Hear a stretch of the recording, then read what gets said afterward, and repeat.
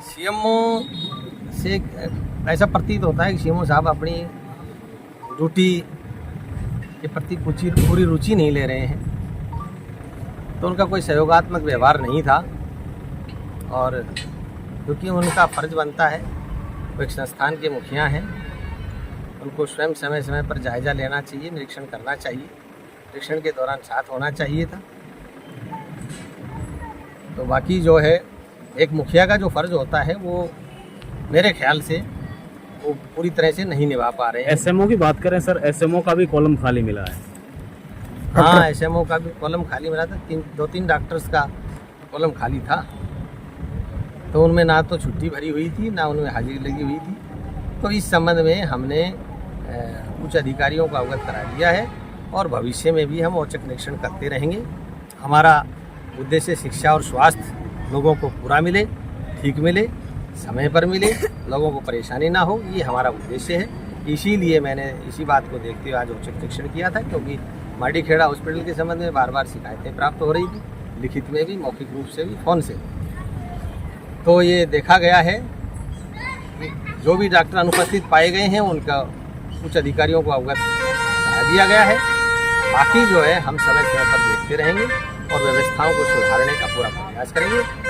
और सीएमओ से भी हम बार बार जो है इस बारे में देखेंगे कि उनकी कार्यशैली किस प्रकार की है। आज की कार्यशैली से पता चला है कि वो पूरा ध्यान नहीं दे पा रहे हैं हॉस्पिटल के बारे में, क्योंकि ना उनका सहयोगात्मक व्यवहार था, ना निरीक्षण के लिए वो आगे उठ करके आए।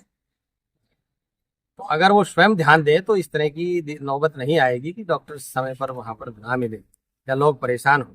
जैसे रूम नंबर 6 है, उसमें डॉक्टर के कृष्ण कुमार देखते हैं, उस पर बड़ी भारी भीड़ लगी हुई थी और लोग जो हैं रोगी एक दूसरे को धक्का मुक्की कर रहे थे। वहाँ पर कोई कर्मचारी होना चाहिए ताकि लाइनें बढ़वाए, उनका टोकन से बारी बारी से नंबर आए सभी का, है, लोगों को धक्का मुक्की करने की इधर ज़्यादा दिक्कत ना हो।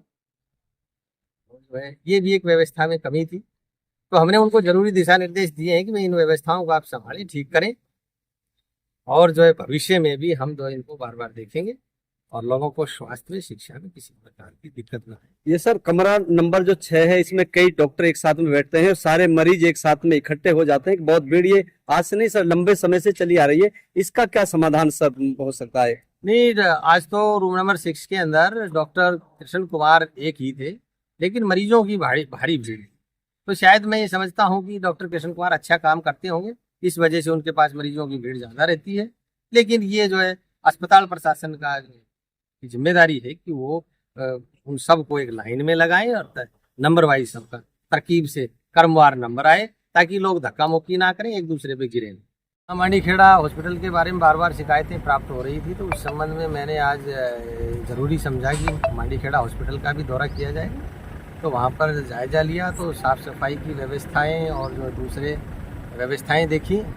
तो उसमें जो था ओपीडी पे बड़ी भारी भीड़ लगी हुई थी, तो उस संबंध में ज़रूरी दिशा निर्देश दिए गए हैं। साफ़ सफाई की व्यवस्था नहीं थी, उसके बारे में भी बोला है।